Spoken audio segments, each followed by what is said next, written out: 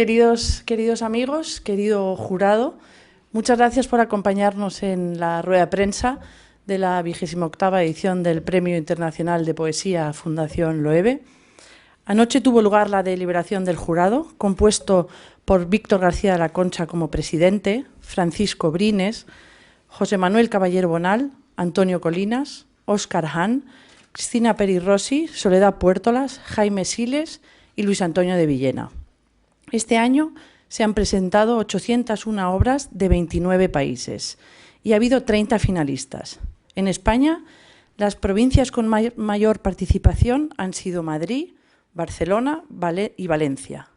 La participación de Hispanoamérica ha aumentado de forma importante y supone un 27% de todos los ejemplares presentados. Los países con mayor participación han sido México, Argentina, Estados Unidos, Chile y Colombia. Un 16% de los presentados son menores de 30 años. La dotación del Premio Loewe es de 20.000 euros y la del Premio Loewe a la creación joven para menores de 30, 7.000 euros. Los libros ganadores se editan en la colección Visor de Poesía y en el mes de marzo celebraremos, como siempre, la entrega del premio y la presentación de los libros. Antes de pedirle a Víctor García de la Concha que suba a anunciar los nombres de los ganadores, queríamos dedicarle un recuerdo especial a Carlos Bousoño, alguien muy querido por todos, que ha formado parte del premio desde la primera edición como jurado y que ha estado siempre muy cerca del premio como presidente de honor del jurado del Premio Loewe. Víctor.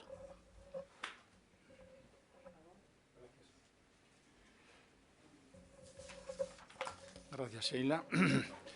Reunido en Madrid el 10 de noviembre de 2015, el jurado del 28º Premio Internacional de Poesía Fundación Loewe, tras sucesivas deliberaciones, ha acordado conceder, por unanimidad, el Premio Loewe a la creación joven para menores de 30 años al libro El color de la granada.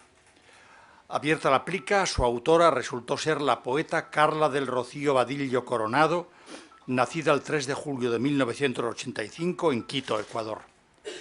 Asimismo, el jurado ha acordado conceder, por mayoría, el premio de esta convocatoria al libro Despegue. Abierta la plica, su autor resultó ser el poeta Víctor Rodríguez Núñez, nacido el 3 de julio de 1955 en La Habana, Cuba.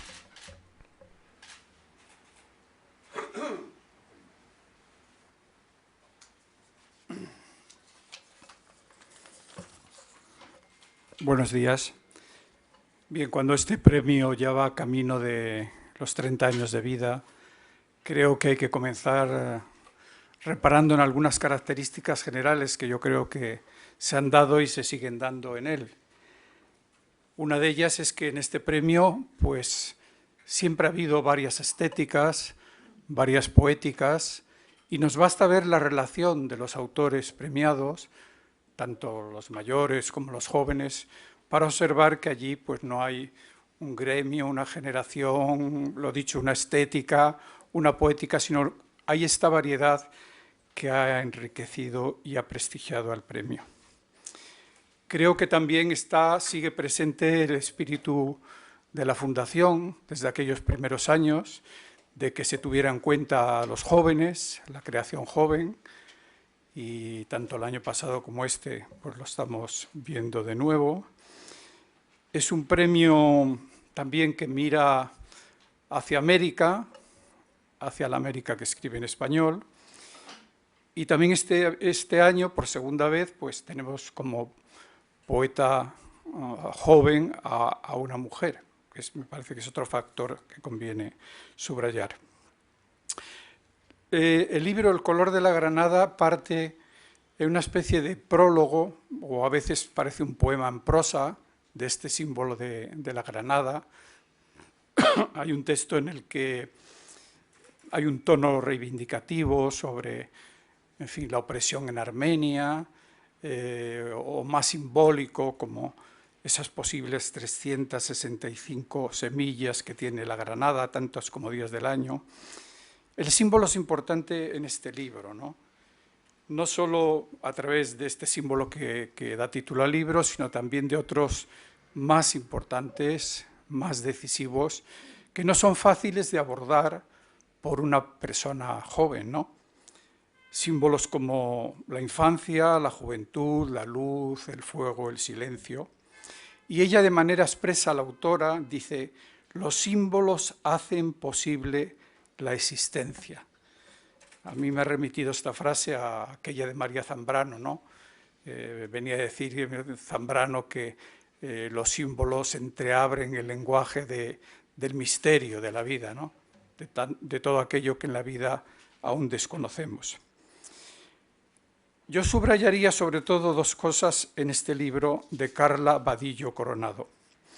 Estamos ante un libro de una gran madurez y una gran concisión.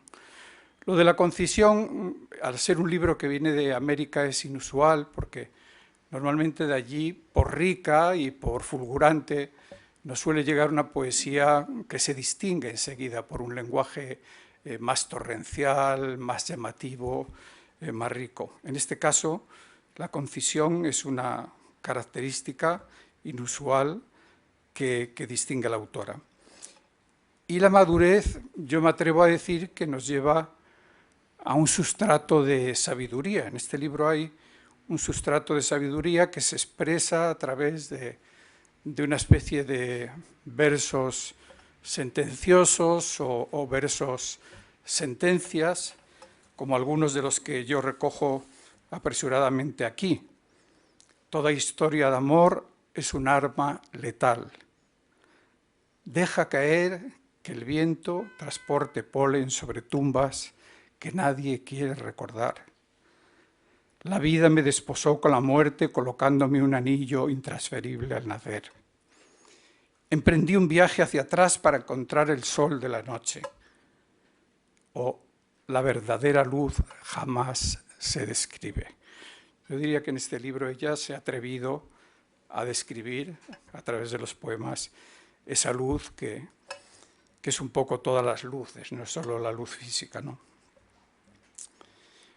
Estamos ante una poeta para la cual el poema pues, no se entrega al simplismo, no es el poema fotografía que copia en blanco y negro la realidad, en blanco y negro o en color, sino que ella le atribuye a la palabra, al sentir y al pensar la poesía, le atribuye otras misiones, ¿no? Es muy importante en este libro, a mi entender, el binomio muerte-vida.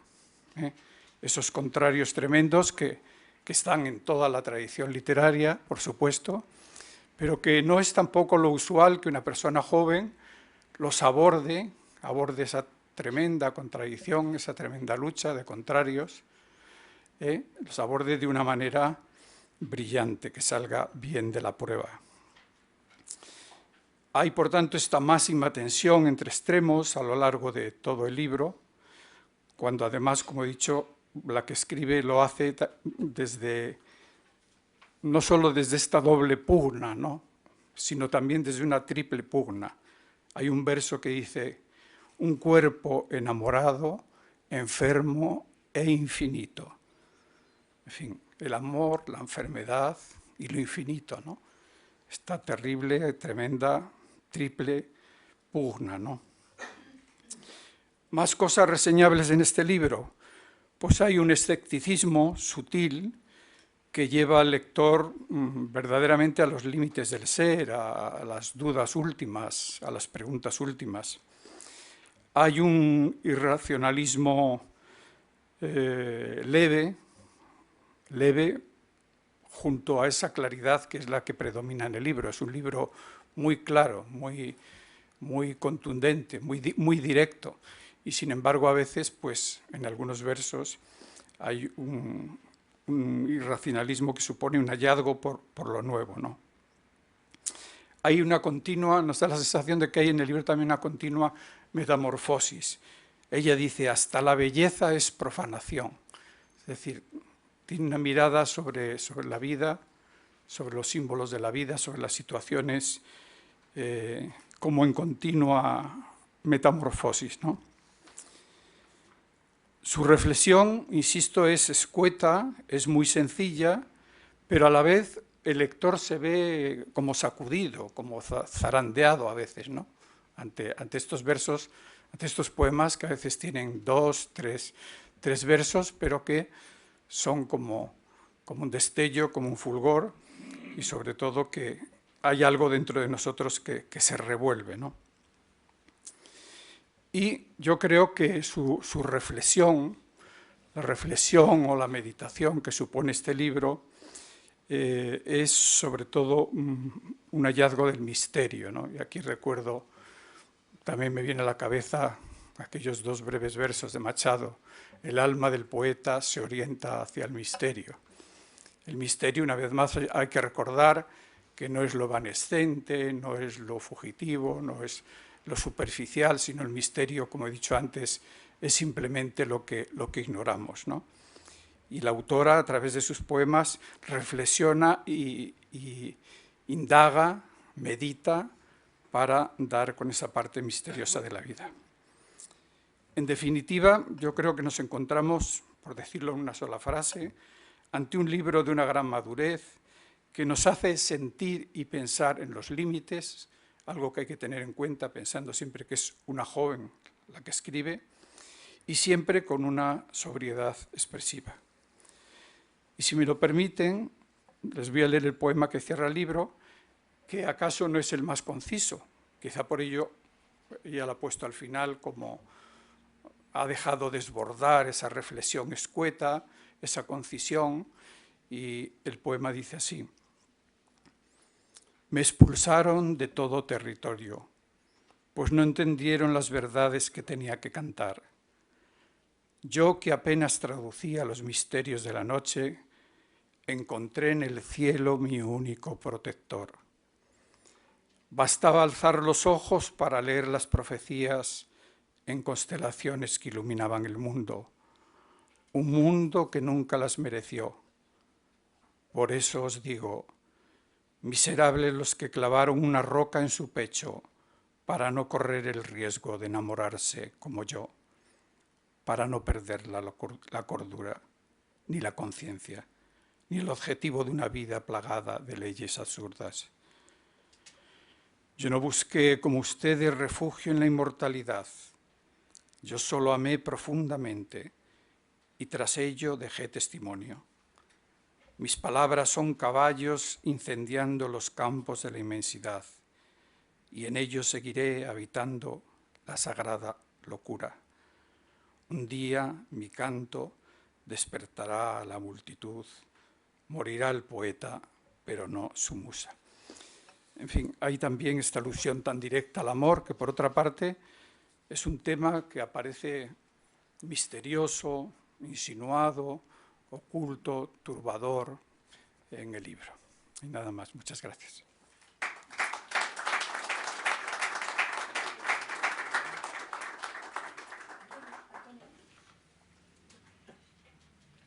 Bueno, buenos días. El poeta ganador, que, bueno, tampoco yo, desde luego, no conocía al abrir luego la plica y saber el nombre. Sí, desde el primer momento, incluso antes de leer el libro, uno sospechaba que podía ser cubano por el lema que pone Babalú Ayé, un término, digamos, caribe, que tiene que ver probablemente con alguna cuestión de la santería. Entonces, al hablar de la santería, pues se imaginaba, cuando se empieza a leer el libro está lleno de alusiones, sobre todo en los títulos, a cosas cubanas e incluso a lugares específicos de La Habana. Entonces, digamos, no era difícil entender que el libro era de un cubano. Se trata de un libro que maneja 2 tradiciones que se han dado en muchas poesías, pero especialmente en la poesía cubana, que no olvidemos, es una de las grandes poesías ricas de América, porque en América hay como 4 lugares de los que sale, hay muchos, pero de los que sale fundamentalmente, o ha salido la mejor literatura en español de la América hispana, pues han sido tradicionalmente México, Argentina, Chile, no sé si acaso Colombia también, y, curiosamente, después Cuba. Es decir, Cuba no es una isla apartada. Cuba ha sido uno de los grandes centros productores de literatura en español muy notable. Muy notable. No es digamos, un país secundario en la producción en lengua española, ha sido y es un país muy, muy por delante.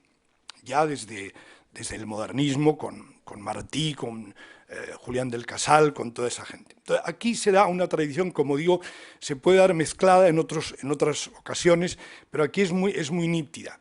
Por un lado, hay un cierto... Bueno, los poemas están hechos como si intentase el poeta hacer sonetos que no fueran sonetos. Es decir, hay una tendencia a hacer una estrofa hacia los 14 versos,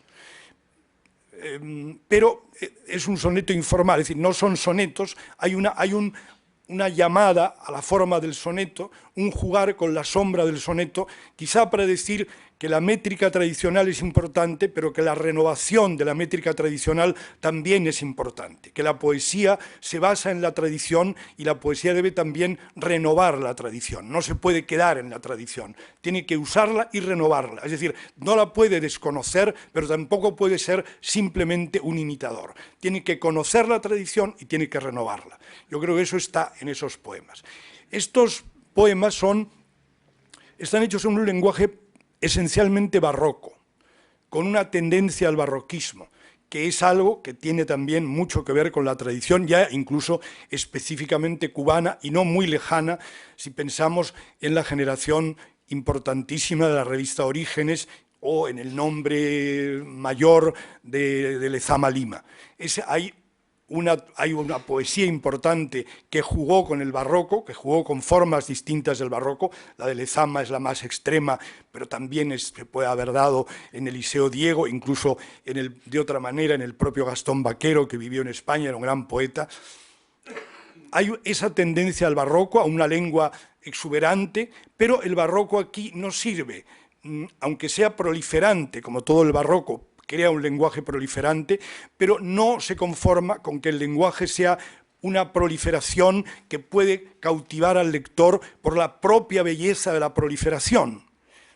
No, tampoco es un lenguaje que en su proliferación lleve a un cierto hermetismo misterioso que le ponga al lector como delante de una pared y que a veces cuando se hace bien es magnífico y cuando se hace mal es un desastre porque el lector choca contra la pared y no sabe pasar, no sabe atravesar esa pared y en ese momento el hermetismo se convierte en un arma antipoética. El hermetismo que cuando es bueno es espléndido, cuando no es bueno pone al lector ante una pared que el lector no logra atravesar y cuando no logra atravesar deja el libro y a lo mejor deja también la poesía y por eso hay que tener cuidado. Aquí el barroquismo que hacen gala estos poemas no es ni meramente proliferante ni en absoluto hermético, porque entra el segundo elemento que he dicho junto a esta pulsión barroca y a la sombra de una manera estrófica que emparenta de algún modo con el soneto. Y es el hecho de tener un tono que podríamos decir no estrictamente social, pero un tono reivindicativo. De hecho, luego hemos sabido que se trata de un poeta cubano que, aunque va a Cuba, vive esencialmente en Estados Unidos porque está casado con una norteamericana. Entonces, ese hecho de que este hombre ve Cuba desde fuera le permite hacer una cierta crítica a la realidad cubana. Hay un lado que a veces también cuando se hace bien es importante en la poesía, que la poesía tiene muchas cosas que indagar, tiene que indagar el misterio, tiene que indagar el amor, tiene que indagar la muerte, pero también tiene que indagar la realidad. La realidad no tiene por qué estar negada a la poesía, la realidad es una forma en que la poesía se puede manifestar y se puede manifestar admirablemente si el poeta sabe utilizarla. Entonces, llegar a la realidad, meterse en la realidad e incluso intentar dar un grito sobre lo que la realidad es o lo que a la realidad le falta, es algo importante y aquí aparece. Aquí aparece claramente un elemento social que habla de la Cuba de este momento. Y quizá eso tiene que ver con el título del libro titulado Despegue. ¿Qué es despegue aquí? Despegue es como el momento en que el poeta entiende que el país y lo que él está contando va a salir hacia algún lugar. Es decir, va a despegar, se va a mover para ir hacia otra parte. Ese ir hacia otra parte se puede entender de muchas maneras, se puede entender también en aspectos estrictamente personales o íntimos, pero por los muchos ingredientes sociales que hay en el libro, tenemos que entenderlo también como una reflexión sobre la historia de Cuba, sobre el momento actual de Cuba, sobre el momento en que, digamos, hay un régimen que ha cansado a muchos de los que lo han sufrido o de los que lo han gozado, pero que de alguna manera ha cansado y hay una necesidad de quitar ese régimen y pasar página, ir hacia otro lado. Eso convierte el libro en un libro con esas dos dimensiones, una literaria importante y rica del barroquismo, de un barroquismo que al mismo tiempo es comunicativo, es un barroquismo comunicativo, y después ese otro lado social en que está reivindicando pues, la situación de la isla de Cuba, la situación de un mundo que tiene que cambiar o que tiene que despegar, que tiene que ir hacia otro lado, y eso lo convierte en un libro pues, realmente notable y que, curiosamente, pues, por segunda vez nos pone también ante el hecho de que se hayan premiado dos años seguidos, cosa que no había ocurrido hasta ahora, si no me equivoco, que 2 años seguidos se haya premiado en el Premio Loewe a dos poetas latinoamericanos, en este caso un cubano y una ecuatoriana. Estaba intentando, para terminar, leerles uno de estos poemas que habla muy claramente de lo que acabo de decir. Se llama Paseo del Prado, que es un paseo, para el que no lo conozca, en la parte vieja de La Habana, pero que es un paseo de La Habana. Paseo del Prado. Este país se nos fue de los pies y tomó otro camino con su densa rutina que ni una rumba puede alebrestar. Mulatas legendarias abanican la espera maduras de calor y chinos hacen cola sonrientes a las puertas de nada. País de reggaetón, doble moneda, estridencia ideológica donde lo único decente es el sol. País resuelto en ruinas triangulares, sin aire en la escalera, que ya no queda aquí ni regreso contigo. Ven que hay un juego y al mismo tiempo pudiéramos decir hay literatura y hay un mensaje imbricado en la literatura y esa es una forma, desde luego, buena, entre otras posibles buenas. Por tanto, pienso que estamos ante un libro que merece la pena, de un poeta cubano que yo, desde luego, no conocía. Muchas gracias.